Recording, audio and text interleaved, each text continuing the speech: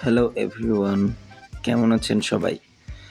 আশা করি সবাই অনেক ভালো আছেন। আমি অনেকদিন যাবৎ অনেক ব্যস্ততার কারণে আসলে ভিডিও আপলোড দিতে পারছি না। তো আজকে আমি যেই ভিডিওটা আপলোড দিচ্ছি এটি হলো আমার সরাসরি একটি উপস্থাপন মানে ইনস্টলেশন শিল্পকর্মের আ যেটা টপিক আসলে ছিল সময়।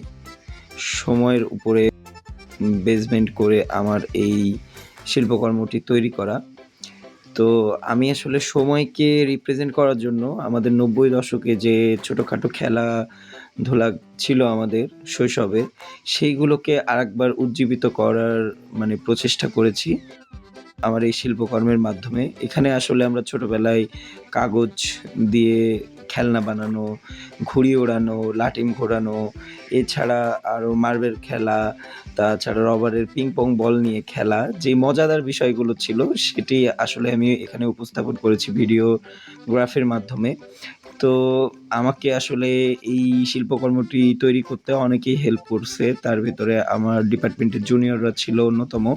তো তারা আসলে সদ্য junior, first year, second year. তো তাদের ভিতরে ওই ছেলেবেলার ব্যাপারটি এখনো একটু রয়ে গিয়েছে। তো তারা খুব ইন্টারেস্টের সহিত এই শিল্পকর্মটি করতে আমাকে সাহায্য করে এবং সবথেকে ভালো লাগার ব্যাপার ছিল যে এই শিল্পকর্মটি করার ভেতরেই ওদের যে বাচ্চা ব্যাপারগুলো বা শিশুসুলভ যে আচরণটা সেটা অনেক সুন্দর করে ফুটিয়ে ওরা তুলে ফেলছে।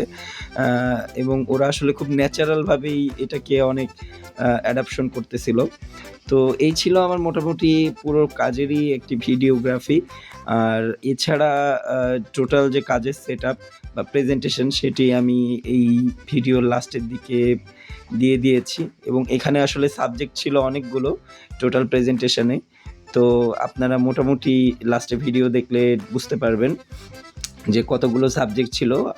আমি মোটামুটি ৮টা ৯টা সাবজেক্ট তোলার চেষ্টা করেছি বিভিন্ন মিডিয়ার মাধ্যমে এবং এর ভিতরে বেস ছিল হলো ফটোগ্রাফি, পেইন্টিং, স্কেচিং এবং তাছাড়া ছিল হলো যে স্কাল্পচার, প্রিন্ট, সকল মিডিয়াকেই আমি আসলে এই ইনস্টলেশন আর্টওয়ার্কের ভিতরে ইনক্লুড করার ট্রাই করেছি। এটা ছিল আমাদের চারকোল ব্যাচের মানে ৫৪ ব্যাচের চট্টগ্রাম ইউনিভার্সিটি চারুকলা ইনস্টিটিউটের শেষ সাবমিশন। তো এটাকে আমি একটু স্মৃতিমধুর করার চেষ্টা করেছি। আশা করি আপনাদের ভিডিওটি ভাল লাগবে এবং আপনারা যারা আর্টিস্ট আছেন আমার ভিডিও মোটামুটি দেখেন, তারা এই বিষয়টি খুব ভালোভাবেই রিলেট করতে পারবেন যে সময়টা আসলে আমাদের চলে গেলেও স্মৃতিগুলো কিন্তু সময়ের বাঁধনকে আটকে রাখে। তো সেই ব্যাপারটাকে আমি অনেক যথেষ্ট চেষ্টা করেছি শর্ট টাইমের ভিতরে রিপ্রেজেন্ট করার। তো সবাই দোয়া করবেন, ভালো থাকবেন এবং ভিডিওটি সবাই এনজয় করুন। সকলকে ধন্যবাদ।